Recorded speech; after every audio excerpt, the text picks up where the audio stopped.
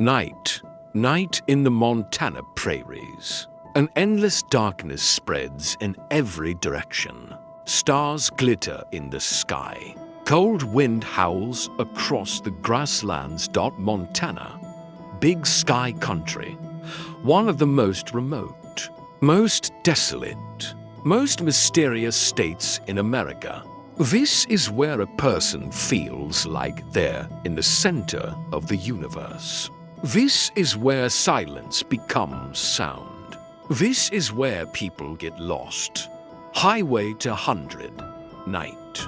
It stretches toward the horizon like a dark ribbon. Empty. Endless. April 20th, 1989. Night. 8:15 p.m. Montana Highway to 100. Near the town of Circle. Two vehicles collided. Metal screeched. Glass shattered. The sound of sirens not yet present. Only wind and darkness. A woman got out of her car. 37 years old. Patricia Meehan. But she didn't speak. She didn't ask for help. She just walked. Like slow motion. A woman's silhouette walking toward the dark field. Each step deliberate. Each step conscious. She crossed the fence, entered the field, walked into the darkness, and never came back. The screen fades to black. Only the sound of wind remains. This is Patricia Meehan's story, a woman who vanished before our eyes. A soul seen 5,000 times, but never found. This story will show you that sometimes a person doesn't need to die to disappear. Sometimes they just need to walk. Animals and Loneliness. Patricia Bernadette Meehan was born on November 1st, 1951, in Pittsburgh, Pennsylvania, the child of a working-class family. Her father Thomas, her mother Dolores Dolly. Pittsburgh in the 1950s. An industrial city. Smoky chimneys darkening the sky. Everything painted gray. Factory whistles waking people in the mornings. Pittsburgh was the steel city back then. A factory on every street corner. A worker in every house. Noisy, dirty, but vibrant. Patricia grew up here, but she never felt like she belonged to this city. Patricia's sister Ellen interview. 1990. Patty was always different. Quiet. She played with animals, not children.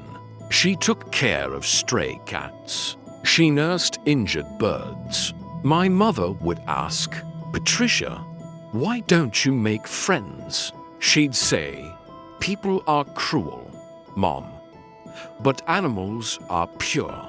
Animals never hurt you." She was a very lonely child. She'd sit in her room for hours, staring out the window. I never knew what she was waiting for. She finished high school. Her grades were good, but she had no social life.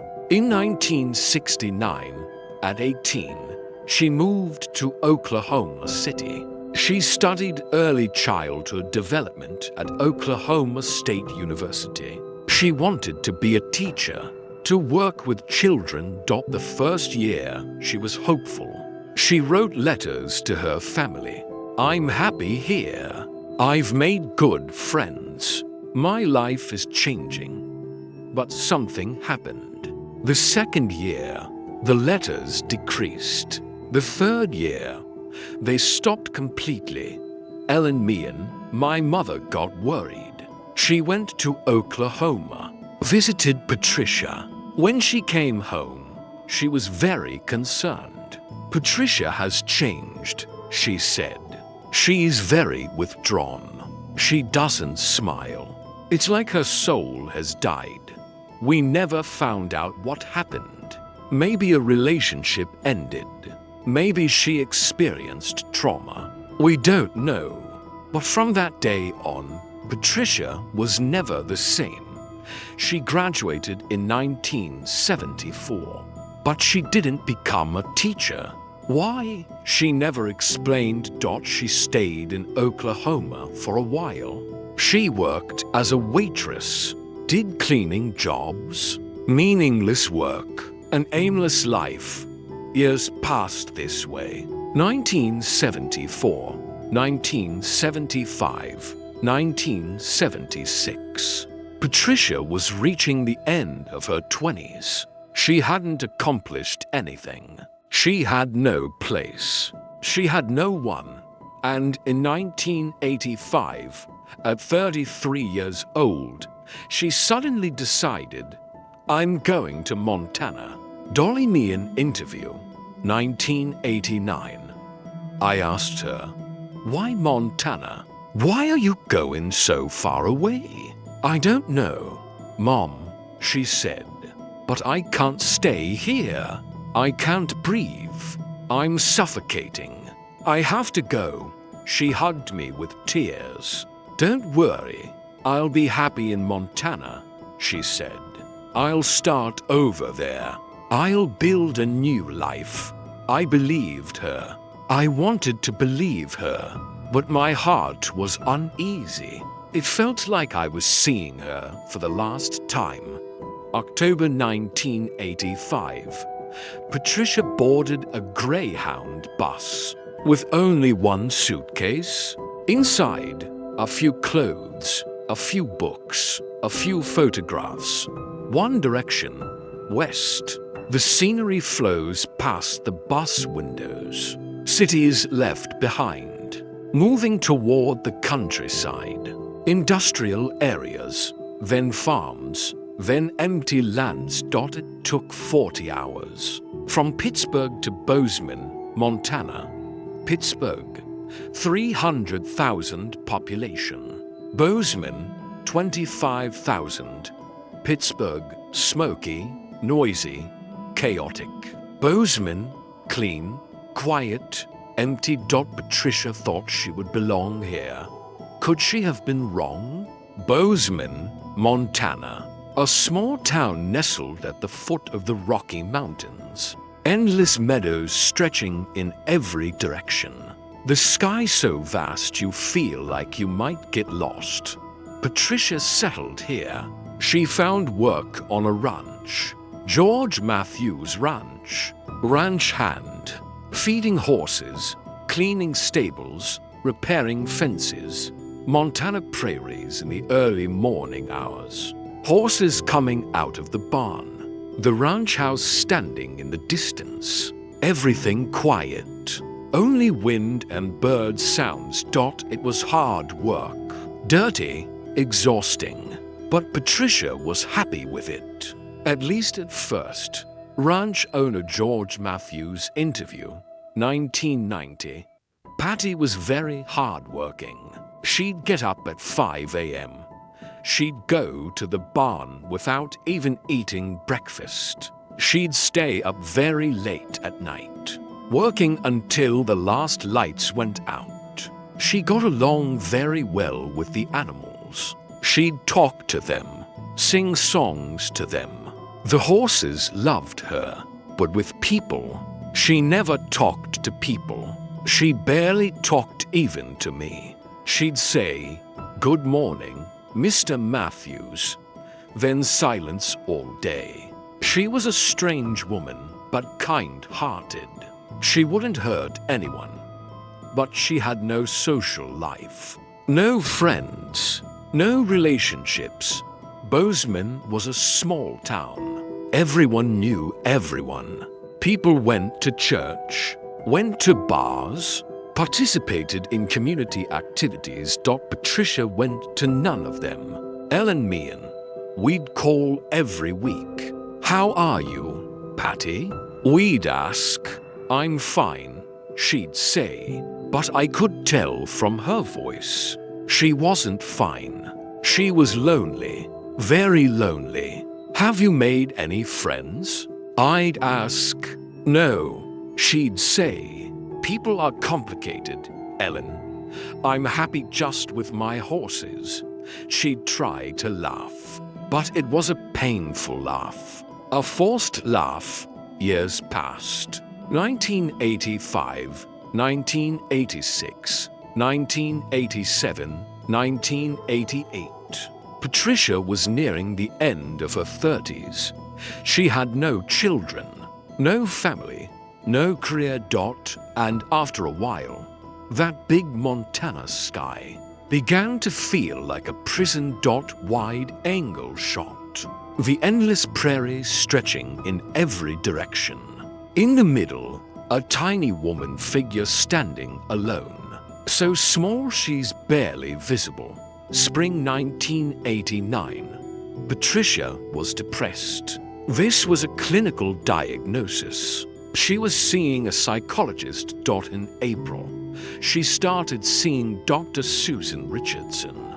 Dr. Susan Richardson interview. 1990. General information due to patient confidentiality. I can't go into much detail due to patient confidentiality, but Patricia's condition was serious and urgent. She complained of deep melancholy. She was questioning the meaning of her life, feeling lost. She'd say, "I have no reason to live. I don't belong here. I don't belong anywhere." I was monitoring her closely for suicide risk. We had an appointment on Friday, April 21st at 10 a.m. But she never made that appointment because the night before she disappeared. Patricia was also talking with her family, especially with her father. April 19th, 1989, Wednesday. 10:30 p.m. at night. Patricia called her father. She cried on the phone. Thomas Meehan interview. 1989. I was asleep when the phone rang. It was close to midnight. I picked up. It was Patricia. She was crying. "Dad, I can't take it anymore," she said. "I want to come home to Pittsburgh to be with you. My heart broke." "Come, sweetheart, come," I said. "First thing tomorrow morning, buy a ticket. I'll pick you up." "I don't have money, Dad," she said. "It doesn't matter. I'll send it," I said. "Let's talk again tomorrow morning. We'll make a plan. Everything will be okay. I promise." Crying, she said, "Okay, Dad, I love you. I love you too. Baby girl," I said. "Everything will be okay." I hung up. I turned to Dolly lying next to me. "Patricia is coming," I said. "She's coming home." We were both happy. I was going to wire money the next morning. But the next morning, Patricia was gone. A dramatic silence. This was Patricia's last conversation with her father. 20 hours later, Patricia was in a car accident. And walked into the darkness. Crash and darkness. April 20, 1989. Thursday. Patricia woke up in the morning. Her psychologist appointment was the next day, Friday, April 21st, 10 a.m. But where did she go that day? What did she do? Nobody knows. Empty Montana roads. No one there. Nothing there. Just silence. George Matthews. She didn't come to the barn in the morning. I thought it was strange. In the afternoon, I went to her place, knocked on the door. She opened it. She was very anxious. Her eyes were bright red, like she'd been crying all night. "Are you okay, Patty?" I asked. "I'm fine, Mr. Matthews," she said. "But I won't be able to come to work for a few days. I need to go somewhere." "Where are you going?" I asked. She looked at me, and that look, I'll never forget that look, like she was looking very far away. like to another world. I don't know, she said. I just have to go. I didn't ask more. I didn't interfere. I wish I had interfered. I wish I had stopped her. Patricia got in her car. 1981 Chevrolet Nova.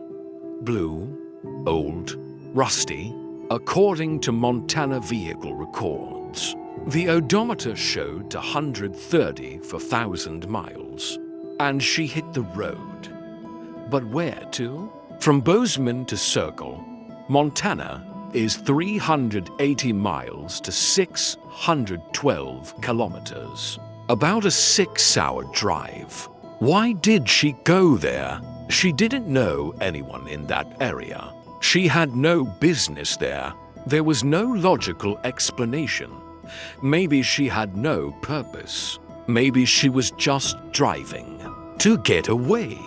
To get lost. Maybe to die. Highway to 100. Near Circle, Montana. Night darkness has fallen. 8:15 p.m. A dark road stretches ahead. On the horizon, just one or two car headlights visible. Then they disappear. Peggy Brewer and her father were heading west. They were going to visit her daughter in Great Falls. Peggy Brewer police statement, April 20th, 1989. Audio recording. It was very dark. There was no lighting, just the car's headlights. My dad was driving and I was dozing. Suddenly my dad yelled, "Watch out." I woke up. I looked. A car was coming from the opposite lane. Fast, directly toward us, like it didn't see us or didn't care. I screamed. My dad jerked the wheel. We pulled to the right at the last second. We hit the shoulder, but we survived. My heart was racing. "Oh my God," I said. We almost died. I looked in the mirror. There was another car behind us, and that blue car. It cut off that one too. But the vehicle behind them wasn't so lucky. Carroll Heights, off-duty police officer. Heading home, Patricia's car hit Carol's car. A terrible sound, collision, glass breaking, metal screeching. Then silence. Macomb County Sheriff's Office. Incident report number 8904 to date. April 20th, 1989 time. 20 to 15 location. Highway to 100. Mile marker 127 vehicle 1. 1981 Chevrolet Nova. Blue driver, Patricia Bernadette Meehan, 37, Bozeman, M. Tomage, front bumper, headlight. Hood, moderate damage vehicle 2. 1987 Ford Taurus, silver driver, Carroll Heights. 34, Circle. MT off-duty deputy damage, rear bumper, minor damage witnesses. Peggy Brewer nearly involved in. Collision, Howard Brewer Peggy's father weather conditions. Clear, dark, to crod condition. Dry note, vehicle 1 driver, Meehan left. The scene on foot after the accident. Entered field heading east. Could not be followed. Carroll Heights police report. At the moment of impact, I couldn't understand what happened. The steering wheel almost flew out of my hands. I stopped the car. I was confused, a bit dazed. I got out. The other car had stopped too, about 15 meters ahead. I walked toward it, noted the license plate. Patricia got out of the car, opened the door, slowly, like dancing. Carroll Heights. I walked toward her. "Are you okay?" I asked. She looked at me, but her eyes were empty, like she wasn't seeing me, like she was hollow inside. like her soul had left her body. She didn't say anything. I tried to talk. "Are you hurt? Should we call an ambulance?" No response. She just stared. Her eyes were open, but no one was inside. Peggy Brewer arrived too. Both of them tried to talk to Patricia. "Peggy Brewer." I grabbed her arm. "Are you all right? Let's call an ambulance," I said. No response. She just looked at me, and that look, I'll never forget that look. Like I wasn't there. Like she was looking somewhere else. Like she was seeing a ghost. It was very disturbing. My hair stood on end. And then Patricia moved. With slow steps, she went to the side of the road. She saw the fence, stopped, then crossed the fence. "Carroll Heights, stop. Where are you going?" I yelled. She didn't hear, or didn't care. She crossed the fence.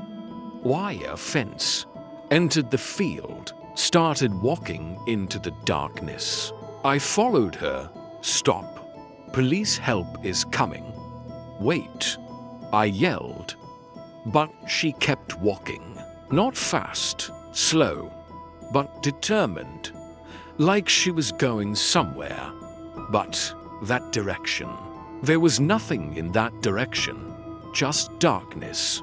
They tried to follow, but it was dark. Patricia was getting farther and farther away. Like slow motion, a woman's silhouette disappearing. Into the darkness. Footsteps can be heard. Then silence. Nothing. And she vanished. Peggy Brewer. After a while. We couldn't see her. It was too dark. We had no flashlight, just the car headlights. But she was already far away. Carol said, "Let's go back. Call for help." We went back, but my heart was racing because I knew that woman wasn't coming back. Asterisk Chapter 3, Searches and Sightings, 8:30 p.m. Police arrived at the scene. Montana Highway Patrol. Macomb County Sheriff. Patricia's identity was immediately determined from her vehicle license plate. Patricia Bernadette Meehan, 37, Bozeman, Montana. Sheriff Mike Jensen Press Conference, April 21st, 1989. We arrived at the scene at 8:35 p.m. Witnesses said the woman walked into the field. We immediately started a search. We called in K9 units. K9 units were brought in to German Shepherd dogs. Max and Bruno, the best trackers. Dogs barking in the darkness, spotlights scanning the area. Voices coming from police radios.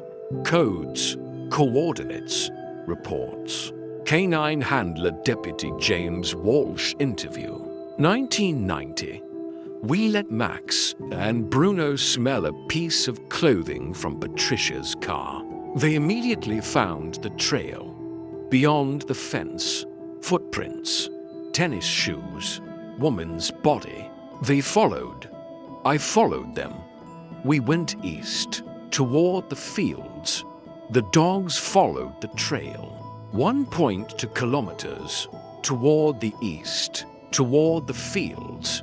Then, the trail vanished. Deputy Walsh, Max, and Bruno suddenly stopped. They looked around in the air, looked at the ground, but they lost the trail. They circled around, sniffed again and again, but couldn't find it. The trail had ended, like Patricia had flown off the ground, or someone took her. We couldn't make sense of it.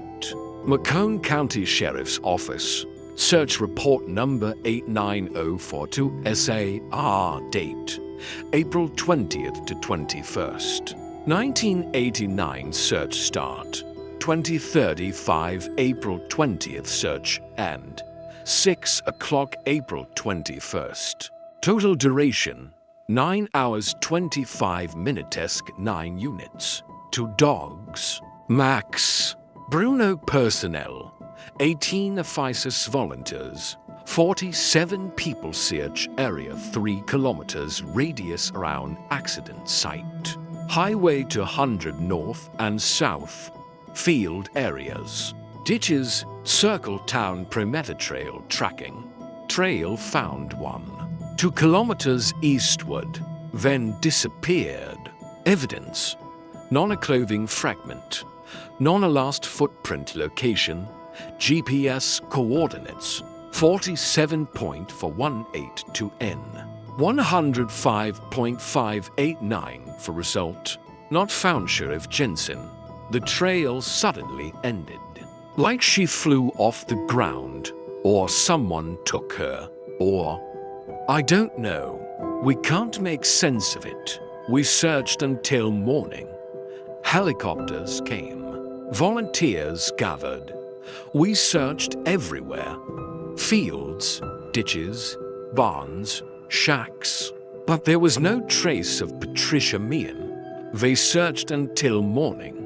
But Patricia wasn't there. When the sun rose, the search expanded even more. April 22nd, Saturday, Thomas and Dolly Meehan flew from Pittsburgh to Montana to search for their daughter, an elderly couple. Thomas 63 years old, Dolly 60. Tired faces, worried looks. They look devastated. Dolly Meehan interview, 1989, when the phone rang. It was 3 in the afternoon. Thomas was working in the garden. I was in the kitchen. I picked up the receiver. Mrs. Meehan. The voice said, "Yes," I said. "I'm calling from Montana Highway Patrol. It's about your daughter Patricia." My heart stopped. What happened? Is she okay? Your daughter was in an accident. Not serious. But she's missing. She left the scene on foot. We can't find her. The phone fell from my hand. I screamed. Thomas came running. What happened? He said. "Patricia." I said.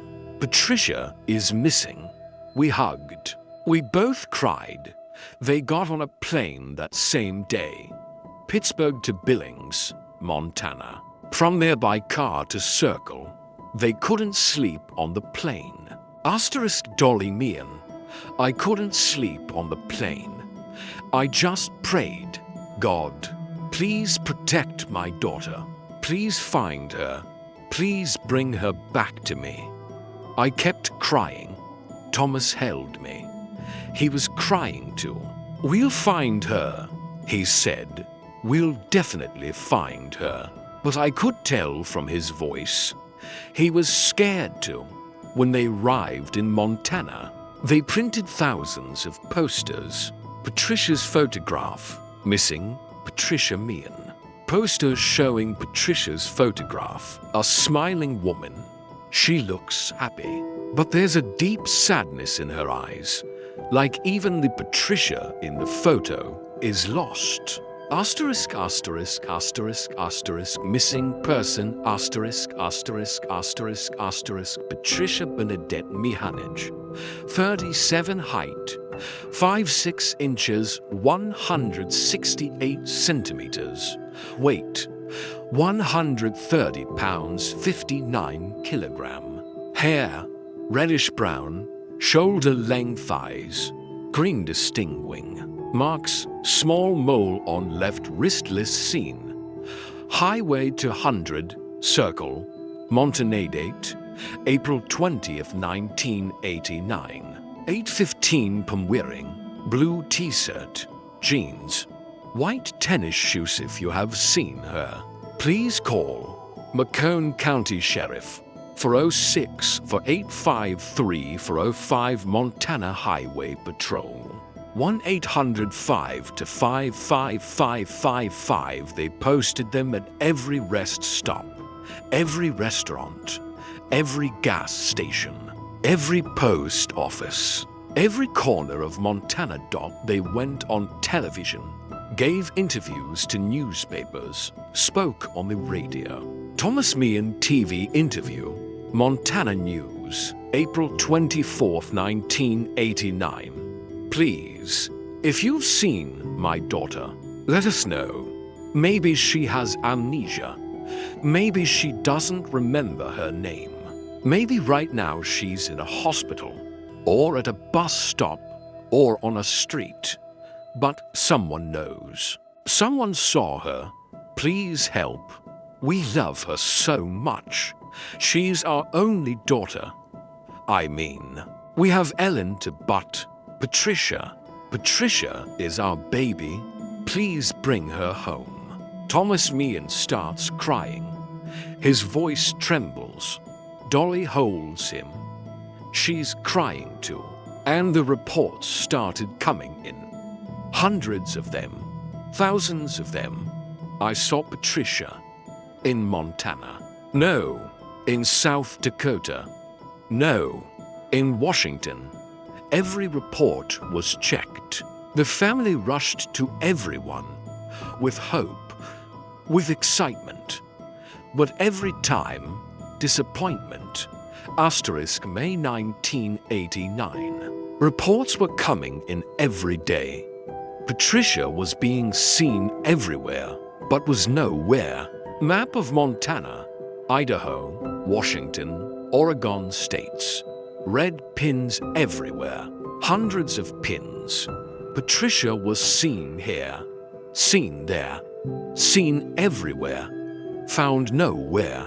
Sighting number 1, May 4, 1989, Lovern. Minnesota Police Report. Officer David Martinez. Date, May 4, 1989. 2345 location. Hardee's Restaurant, Main Street, Lovern, and then a woman sat in the restaurant for 5 hours. Arrived at 6:45 p.m. Only drank water. Never ordered anything. Staff was uncomfortable. I approached, asked, "Mum, are you all right?" She looked at me, eyes empty. "I'm fine," she said. "What is your name?" "I don't know." "Where are you going?" "West to Montana or Colorado. I'm not sure." Restaurant closed at 11 p.m. Woman moved to a 24-hour diner. I tried to follow, but lost her. Description: 30s, reddish hair, green eyes. Around 168 resembles Patricia Meehan poster. Police saw the Patricia poster, got suspicious, called Montana police. Thomas and Dolly Meehan flew to Minnesota, but the woman had disappeared, never found. Sighting number 2, May 5, 1989, Sioux Falls, South Dakota. Witness statement: Linda Peterson, waitress. She came in at midnight, alone, sat at a table, ordered coffee, stayed until 11:30 in the morning. 11.5 hours.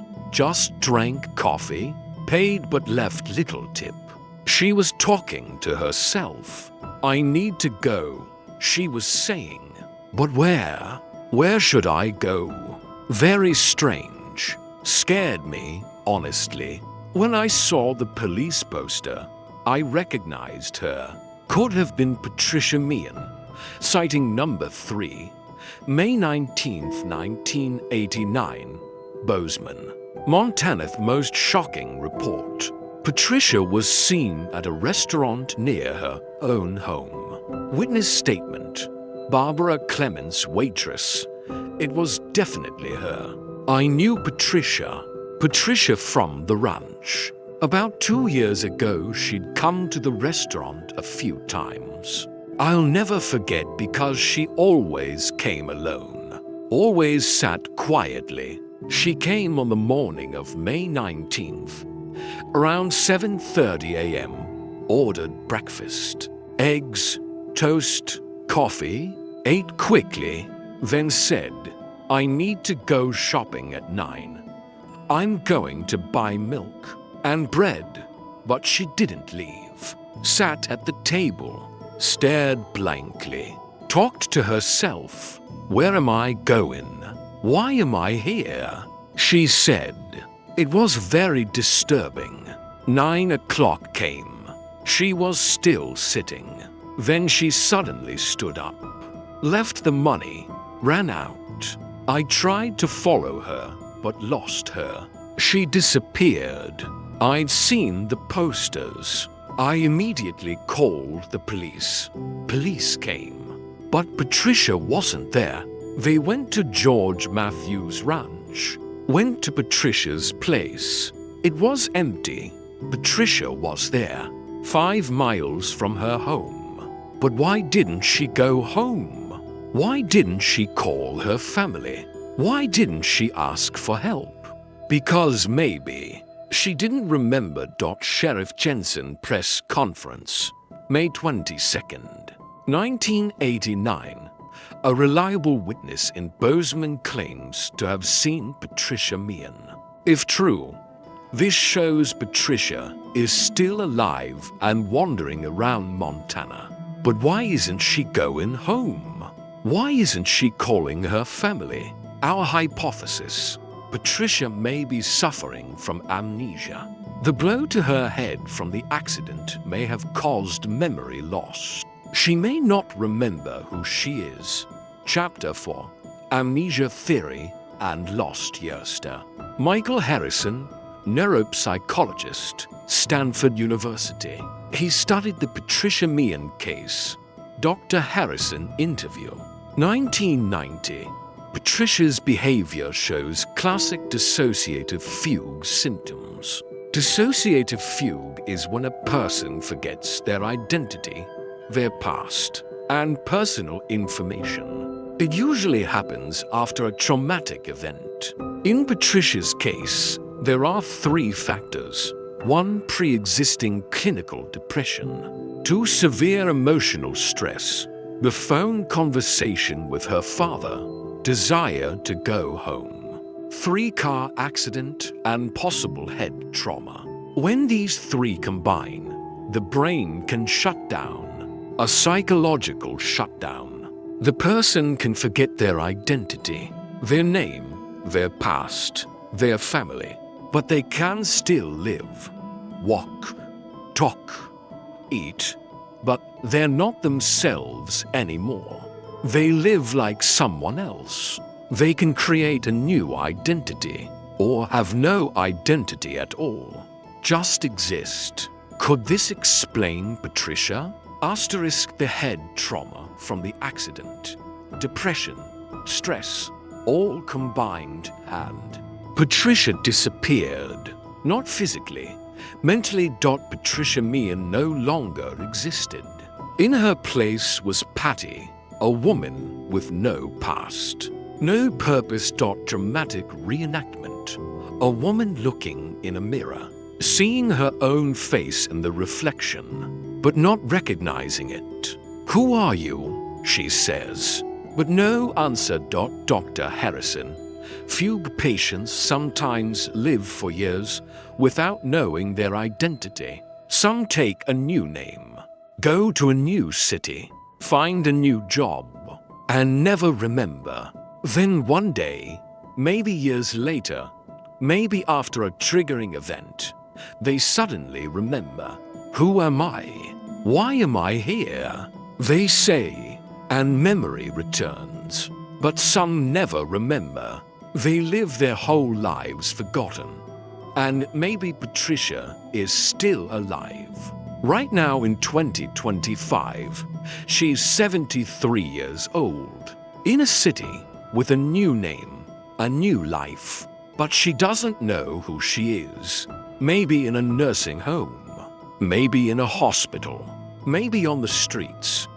Maybe she looks in the mirror every day and asks, "Who am I?" But there's another theory, darker, more painful. Patricia died that first night. Dark Montana prairies. Night. Cold wind blowing. Only stars shining in the sky. No light. No sound. Montana can be cold in April. Night temperatures can drop below zero. Meteorological record. Circle. Montana, April 20th, 1989. Night. Temperature 2 Celsius at 20 o'clock night. Temperature -1 Celsius at 24 o'clock. Morning temperature -3 C at 6 o'clock. Wind speed 25 km. Wind chill -8. Hypothermia risk. High freezing risk. Hydra. Leonard Hayes, Montana climatology expert. Interview. The night of April 20th, 1989 in the Circle area was very cold. Night temperature dropped below zero. Wind was blowing. Wind chill factor dropped to -8 degrees. Patricia was wearing only a thin t-shirt and jeans. No jacket, no coat.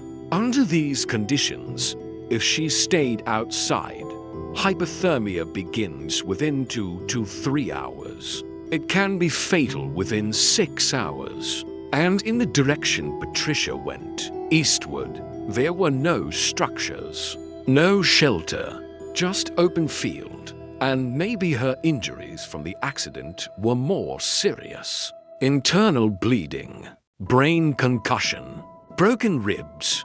Witnesses didn't check Patricia's head. Didn't check if there was bleeding.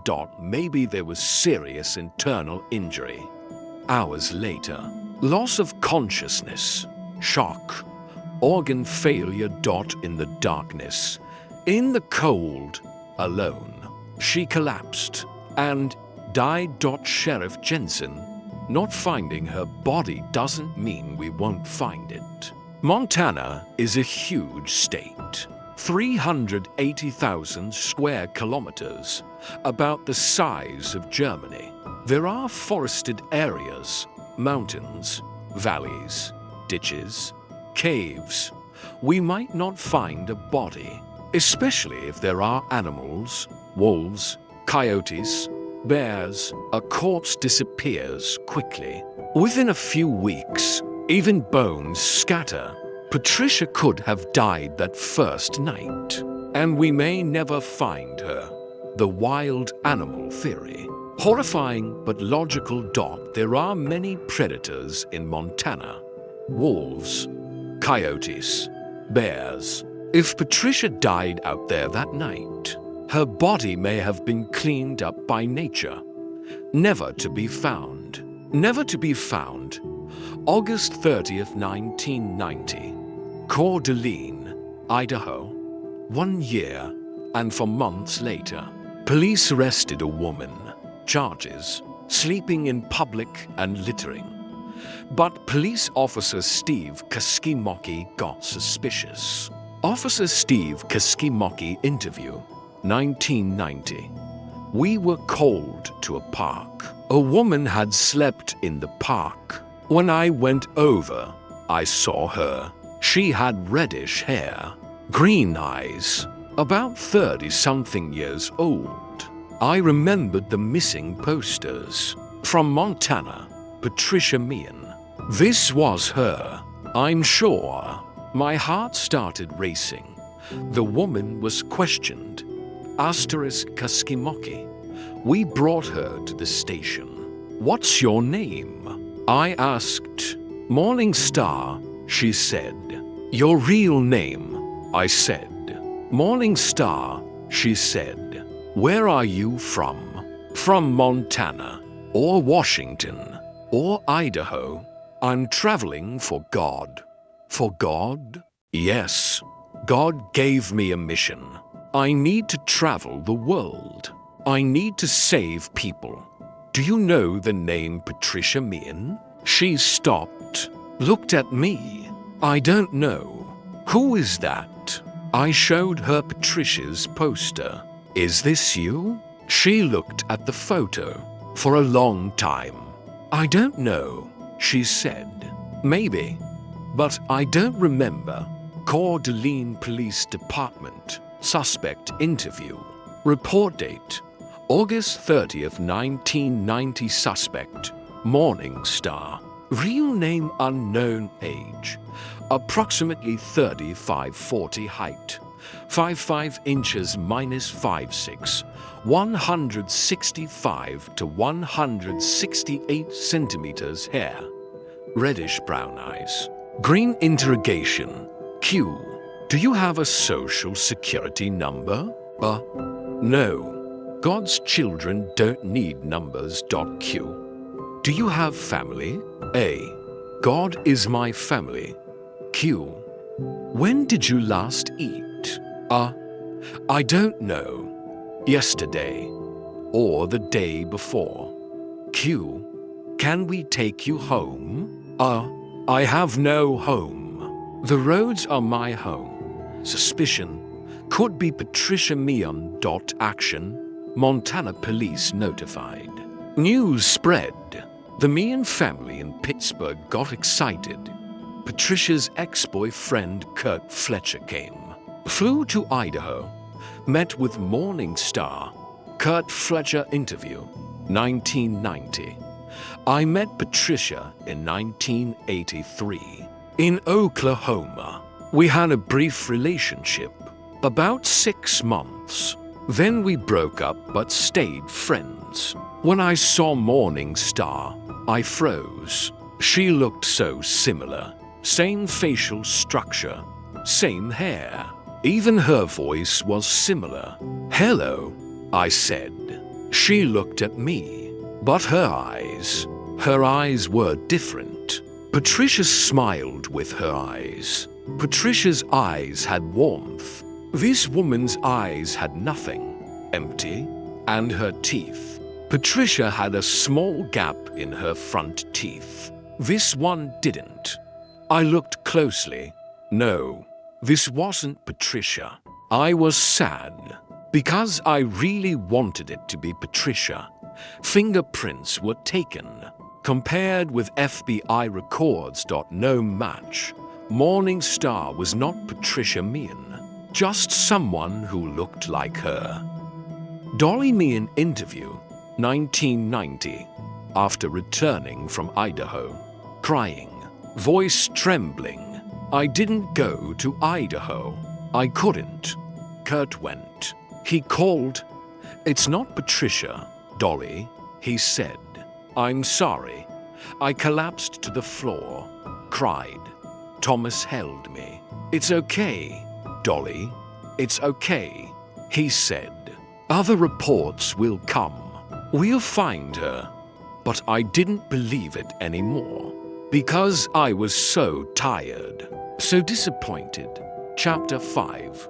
Family and endless waiting to from 1989 to the 2000s. More than a decade. Thomas and Dolly Meehan followed every lead. Photos passing by. The aging couple. 1989. Thomas and Dolly look young. 1992. Hair starting to turn white. 1995.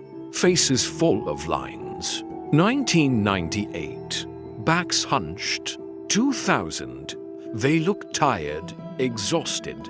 They went to Washington, Oregon, California, Idaho, Minnesota, North Dakota. Every Patricia was seen report. They set out with hope. And every time they returned empty-handed. With disappointment. Ellen Meehan, Patricia's sister. Interview 1995. My mom and dad aged.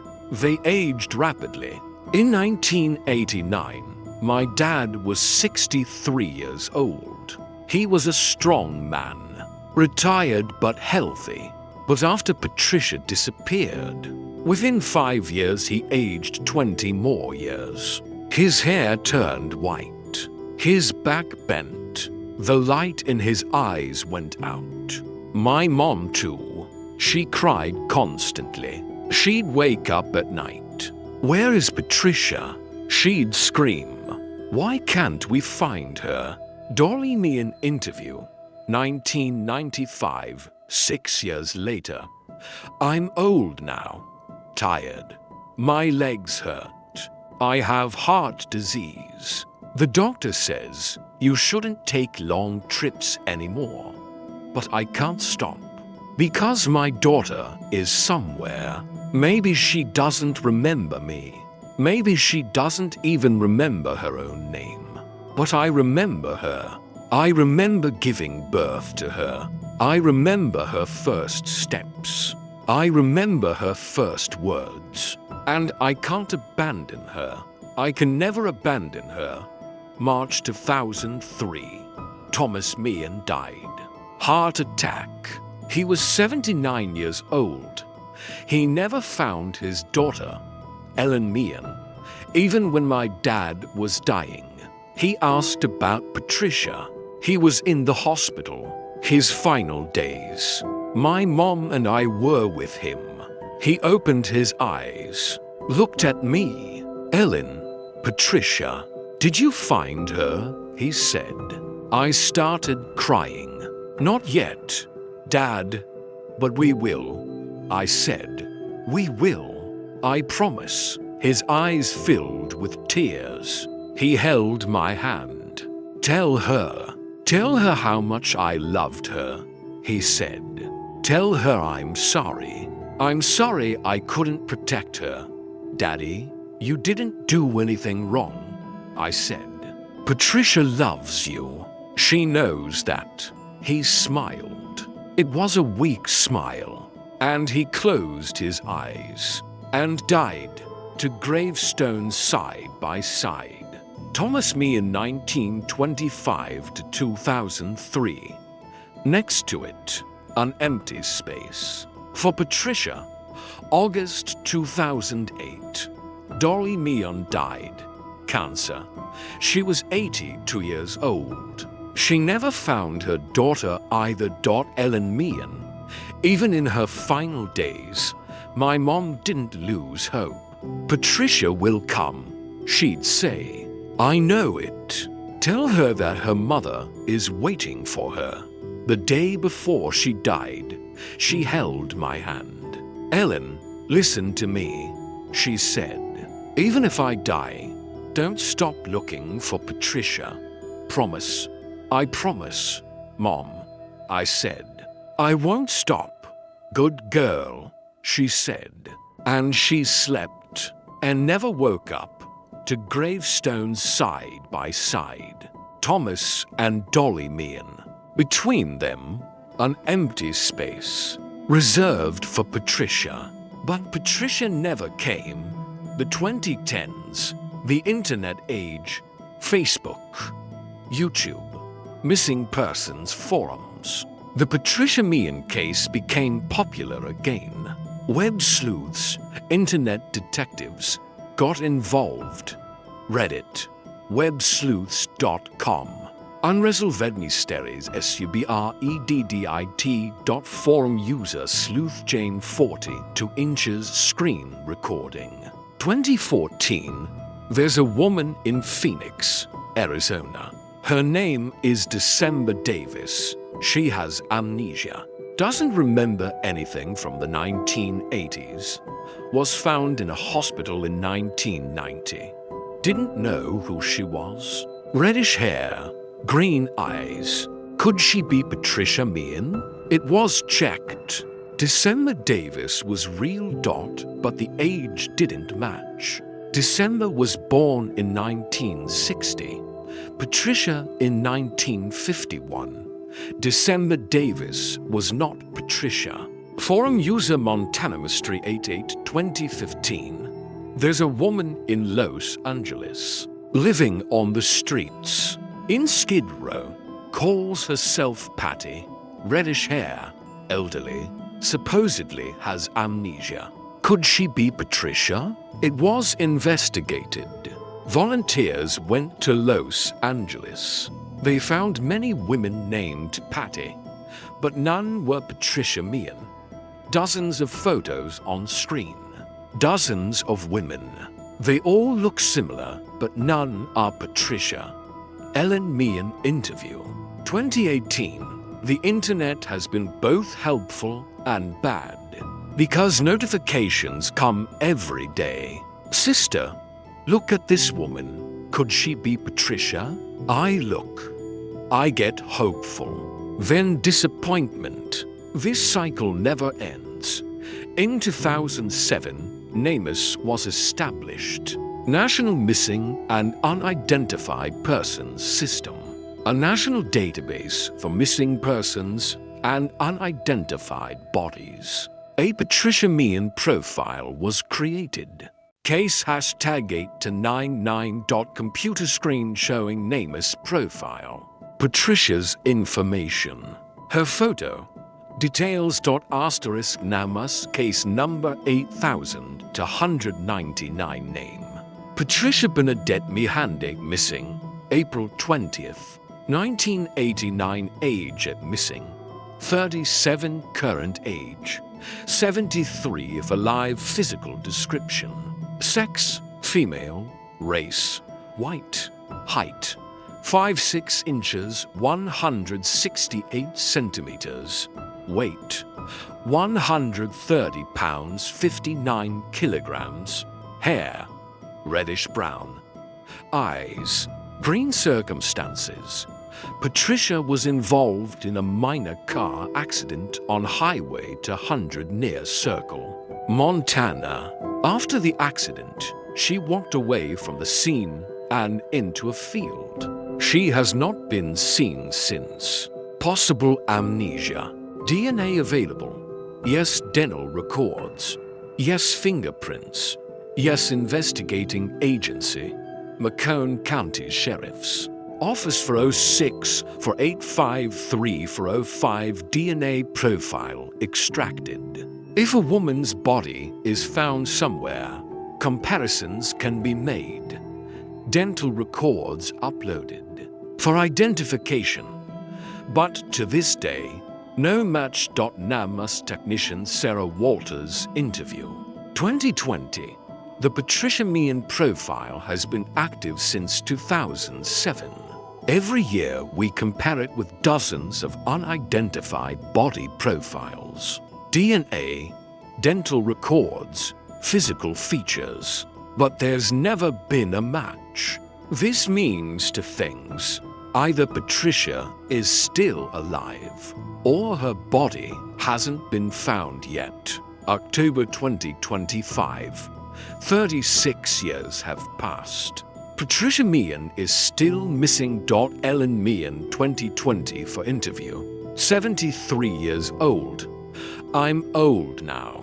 The age my mom and dad died. I have grandchildren. I have a good life. But Patricia is always on my mind. Every day I pray for her. God, if she's alive, protect her. If she's dead, bring her soul to peace. And give us a sign, please. I just want to know. I just want to learn the truth. But 36 years and no answer.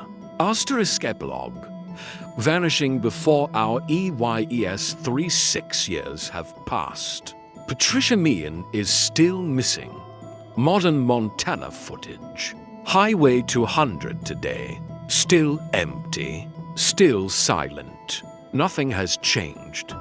What happened after that night?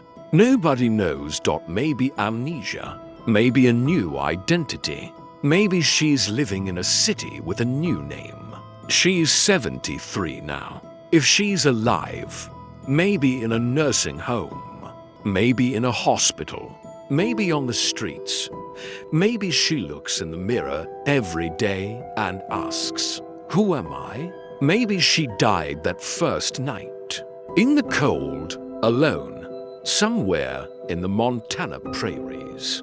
Her body never found. Never to be found. Or maybe Maybe a third thing. Something no one has thought of. Maybe Patricia wanted to disappear. Maybe that night was a conscious decision. Maybe she wanted to start a new life. Maybe she wanted to escape from her family, her past, her depression. Maybe she's somewhere now, happy, at peace, with a new name, a new life, and maybe she remembers. Maybe she remembers everything, but doesn't want to come back. Maybe this is her choice. Ellen Meehan, sometimes I think. Maybe Patricia doesn't want to come back. Maybe she ran away from us. Maybe she was so unhappy that she built a completely new life. And this hurts. But if that's the case, if she's happy, then I accept it. Because I love her, and I want her to be happy. Wherever she is, Montana prairies, sunset, sky painted red, endless horizon, and silence. Deep silence. Patricia Meehan, on the night of April 20th, 1989, walked into the darkness before our eyes. Seen more than 5,000 times, but never found, like a ghost. In rest stops in Montana, Idaho, Washington, in restaurants, in truck stops, on park benches. Maybe she's still out there, talking to herself, lost her way, doesn't remember her name. Asterisk, maybe you've seen her too. A woman in a restaurant, sitting for hours. A woman at a bus stop, asking where am I going. A woman in a park, looking with lost eyes. Patricia's smiling photo on screen. Slowly the screen fades to black.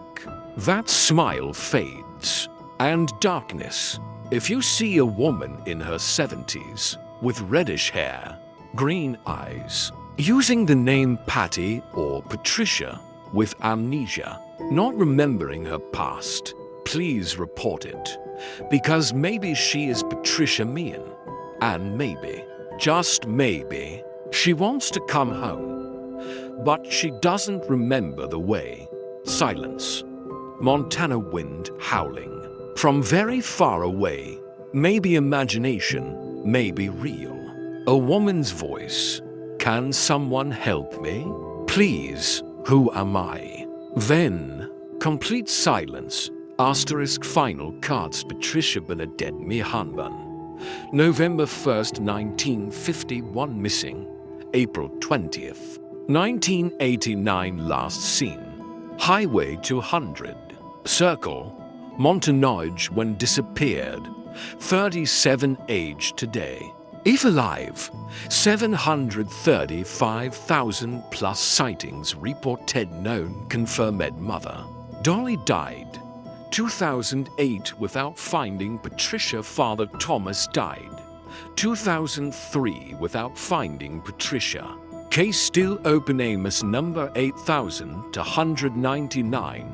If you have any information, Montana. Missing persons. Clearinghouse 1-800-3 for 635 for 3. Macomb County Sheriff for 06 for 853 for 05. Patricia's photo on screen, smiling, but with that deep sadness in her eyes. Screen slowly fading to black. Patricia's face swallowed by darkness. Sometimes people don't need to die to disappear. Sometimes they just need to walk into the darkness and never return. Montana wind sound, silence, and nothingness.